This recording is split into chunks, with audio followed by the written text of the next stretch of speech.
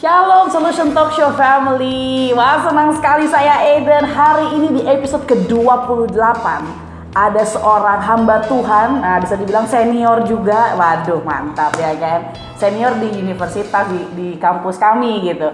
Hari ini seorang, ya bisa dilihat ya, gagah kan, betul, jauh-jauh dari Manado dipanggil ya kan. Pastor Samuel Mawuntu, Shalom. Shalom, Eden. Saya mau panggil Om, mau panggil Kakak, panggil Pastor. Pilih yang mana ini? Terserah Eden. Oh udahlah, panggil Pastor aja ya. Bagaimana kabarnya Pastor? Puji Tuhan luar biasa. Gimana kabar istri, anak-anak? Puji Tuhan semua sehat. Mantap, ada dalam ya. perlindungan Tuhan. Keren, Haleluya. keren. Gimana nih? 1 tahun kita dengan pandemi ini, apakah masih tetap eksis pelayanannya? Ya pastinya Tuhan pelihara. Tuhan selalu pelihara. menolong tepat pada waktunya. Yes. Tuhan tidak pernah meninggalkan umatnya. Wah, keren. Kita masih di bulan Februari kan, jadi kita masih akan membahas topik kasih. Kasih mula-mula. Nah ini nih, teman-teman yang sedang nonton, kali ini kita akan ngulik tentang kasih mula-mula yang dialami Pastor Samuel bersama Tuhan. Dan mari kita kepoin gitu, iya kan? Kita mulai dari kejadian pasal 1. Kita mulai dari awalnya.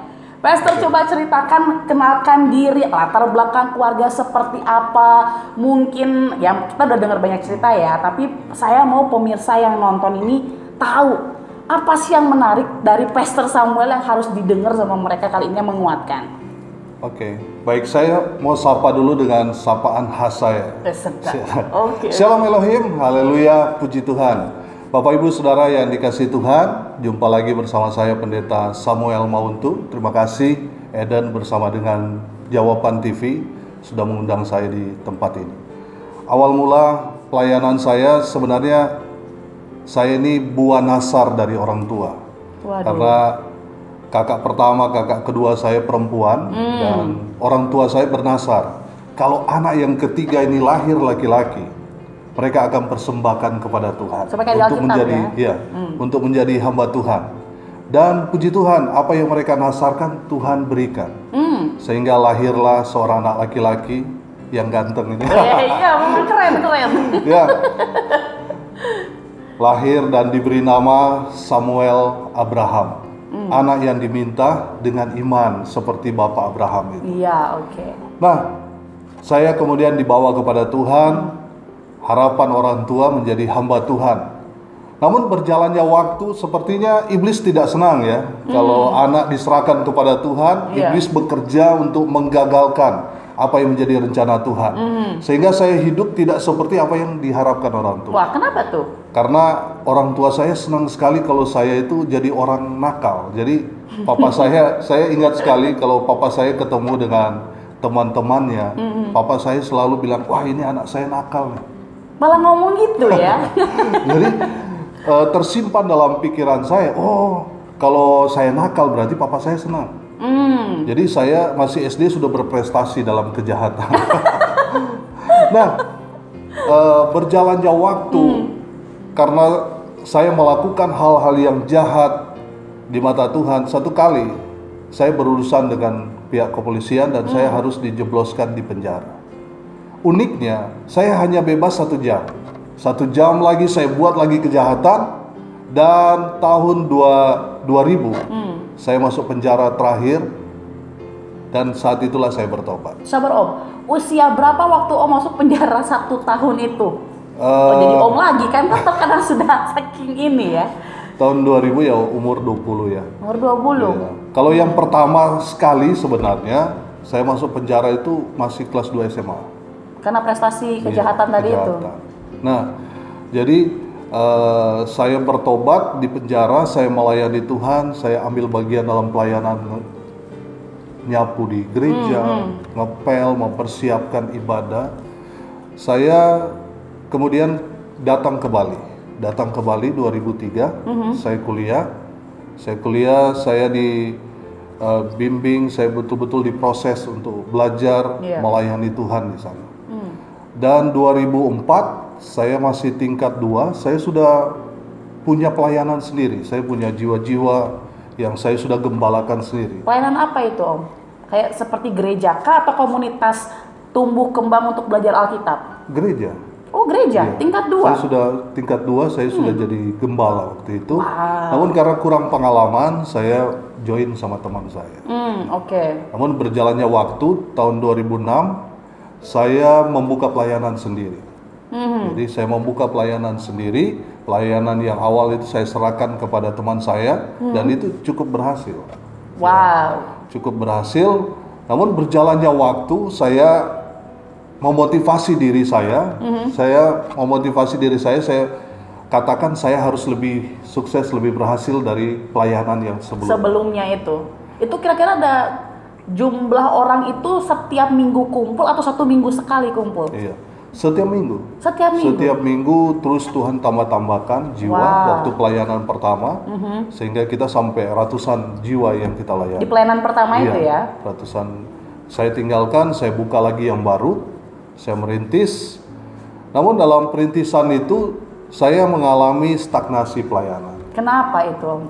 Saya merasa gagal dalam pelayanan. Saya merasa pelayanan yang saya buka sekarang kok tidak seberhasil sebelumnya. Nah, ini menarik. Padahal yang pertama udah ratusan ya.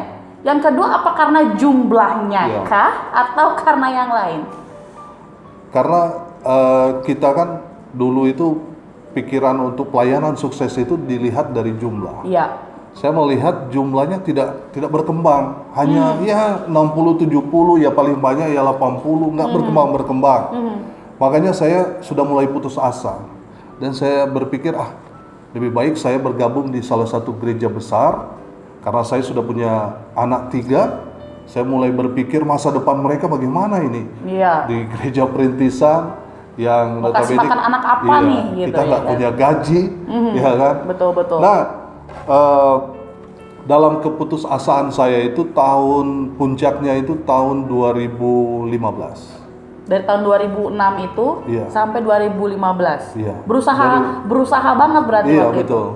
Jadi dalam pelayanan itu saya mengalami satu hal yang merasa seperti tidak bergairah lagi dalam pelayanan. Saya bahkan saking frustasinya mau meninggalkan pelayanan, ya sudahlah, cari pekerjaan sekuler untuk menghidupi anak istri kan. Karena lihat kondisi ada anak dan istri yang harus ditanggung hidupnya. Iya, karena kita kan nggak digaji. Betul. Itu yang menjadi pikiran saya. Namun ada kejadian menarik. Dalam keputusasaan saya tahun 2015 sampai 2018 itu saya bercoba bertahan karena saya pendeta, saya gembala. Ya mau nggak mau, walaupun ada pride yang harus dijaga. Yang harus dijaga.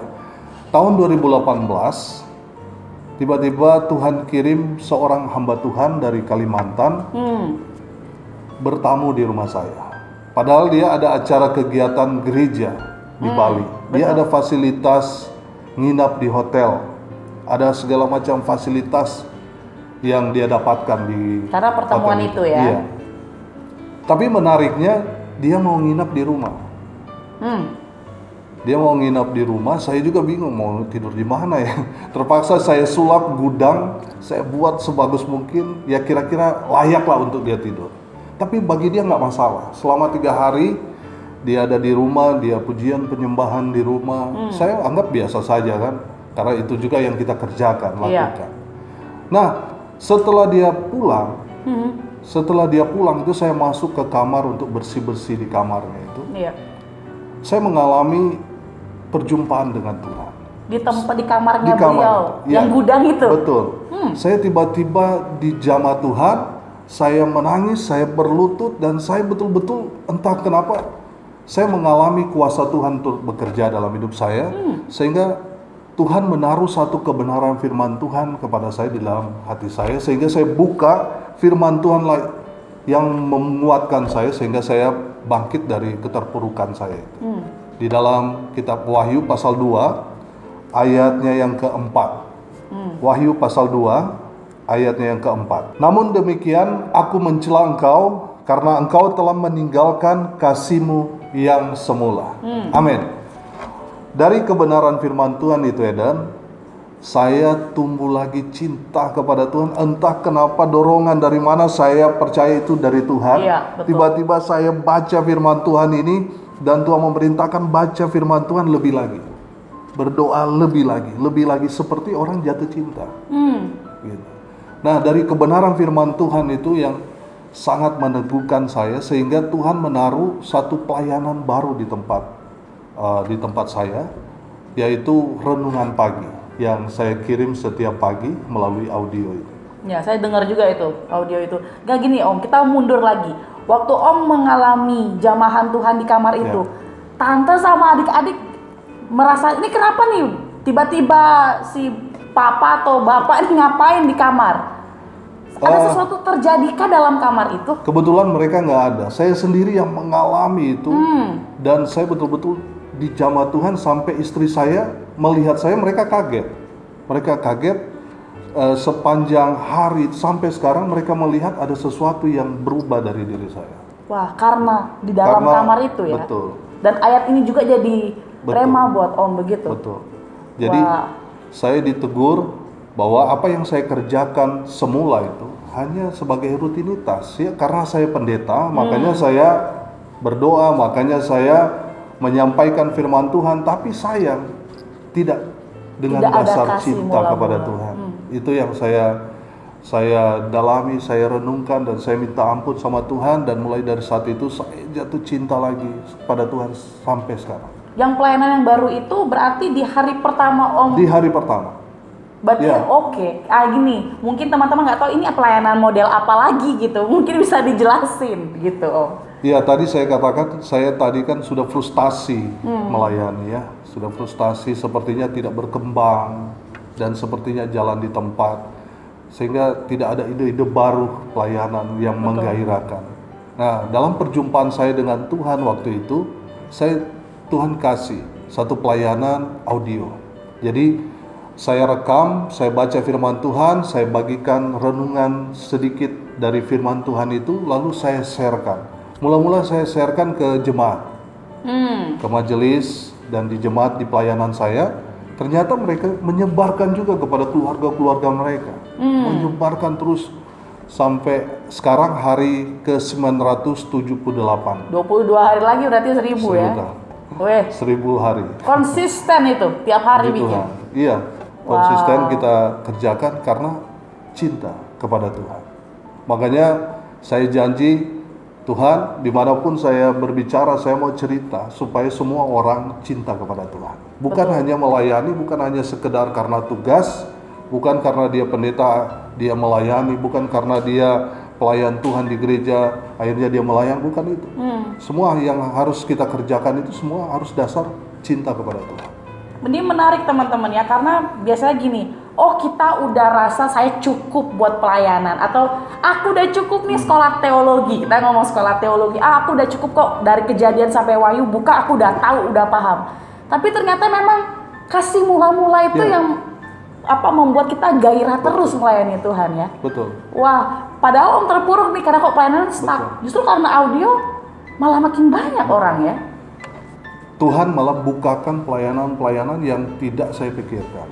Pelayanan di penjara waktu masa normal, saya mendapat tugas dalam 1 bulan itu 2 kali saya pelayanan di penjara. Tuhan buka lagi pelayanan di Nusa Lembongan. Bahkan sekarang pelayanan saya ada pos PI-nya di Sorong, Papua. Wah, expand-nya jauh loh. Puji Tuhan. Iya ya. Bermula dari cinta mula-mula. Kita harus kembali mengasihi Tuhan. Di dalam 1 Korintus 13 ayat 1 sampai ayat 3 di sana menceritakan tanpa kasih tidak ada gunanya. Betul. Di ayat 1 walaupun kita sudah berbahasa malaikat, bahasa roh, tapi kalau kita tidak mengasihi, tidak pakai kasih, tidak ada kasih, sia-sia, tidak ada gunanya, sia-sia. Di orang kedua itu kan orang yang punya karunia, walaupun dia punya iman yang bisa memindahkan gunung, tapi kalau dia tidak mengasihi Tuhan, sia-sia.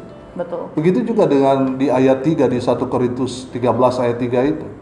Walaupun kita memberikan nyawa kita kepada orang lain, artinya sosial, walaupun dia sudah memberi, menolong orang lain, tapi kalau dia tidak mengasihi Tuhan, tidak ada faedahnya. Betul. Di hadapan Tuhan.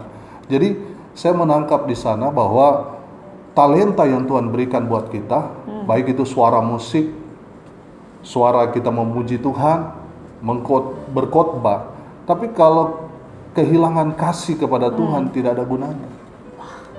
Dalam sekali teman-teman. Begitu dah. Jadi akhirnya sekarang setelah karena kasih itu, Ya. malah Tuhan malah yang memberi pintu-pintu pelayanan yang lain ya, bukan betul. kita yang nunggu sampai depresi gitu ya. Betul. Jadi Wah. semua itu harus diawali dengan cinta Tuhan. Kalau sudah bilang cinta, Eden pasti tahu dong cerita Candi Prambanan, Betul. Taj Mahal. Itu diberikan karena cinta. Kalau kita cinta kepada Tuhan, kita mengasihi Tuhan, apa yang kita semua butuhkan pasti Tuhan berikan buat kita. Ya kan? Jadi kita harus mengerjakan segala sesuatu dengan cinta. Saya mau tanya sama Eden. Mantap nih. Sekarang coba ya, nggak ada solution talk show host ditanya sama narasumber. Saya mau tanya sama Eden sama pemirsa semua Jawaban TV. Masakan mana yang paling enak? Masakan orang tua kita atau masakan restoran paling mahal? Oh, orang tua. Padahal bumbunya kurang loh. Tapi paling enak kan? Betul. Karena Kenapa dibuat paling sama, enak? karena dibuat karena pakai cinta, Nah, pakai itu. taste.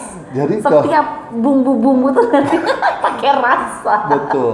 Itulah yang membuat itu rasanya walaupun bumbunya kurang tapi nikmat luar biasa. Betul. Sama kita dengan Tuhan.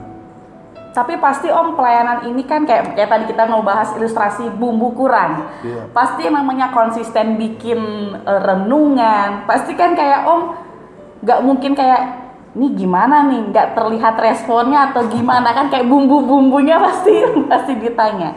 Ada nggak struggle selama hampir mau 1000 hari ini? Konsistensi itu kan nggak mungkin kayak jalan tol mulus gitu kan. Nah, gimana tuh Om? Ya pastinya ada kendala-kendala. Tapi karena dasar kita cinta ya semua tidak ada ini ya, tidak ada masalah. Ya pasti ada masalah. Nah, suatu ketika saya merasa pelayanan ini biasa-biasa saja, sehingga saya juga merasa capek karena apa yang saudara dengar mungkin 15 atau 20 menit itu tidak dipersiapkan 15-20 menit. Betul. Itu sampai berjam-jam itu. Saya waktu membuat pertama itu saya tidurnya jam 5 pagi.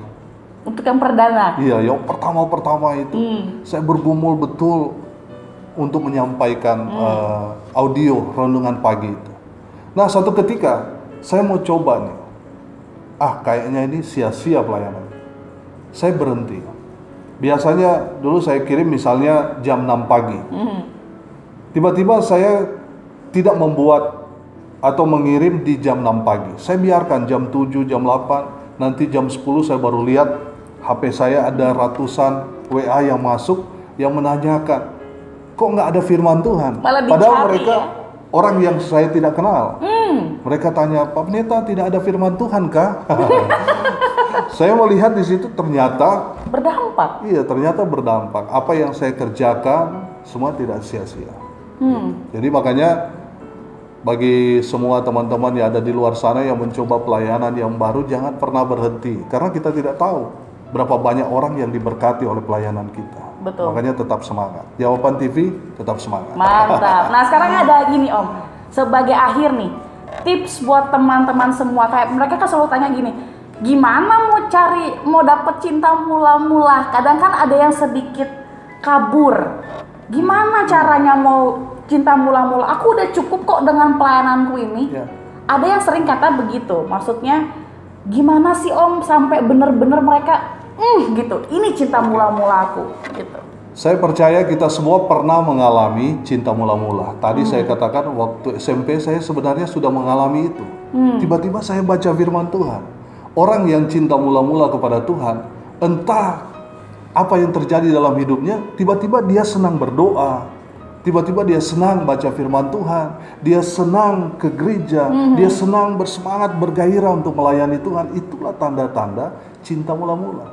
Nah, saudara, kalau saat ini kita mulai kendor, tadinya kita bersemangat berdoa, bersemangat melayani, ya kan, bersemangat memuji Tuhan, namun sekarang sudah nggak ada gairah, itu berarti saudara sudah mulai kehilangan kasih mula-mula. Betul. Dan suatu saat Tuhan akan celah pelayanan kita karena kita tidak melayani dengan dasar cinta kepada Tuhan.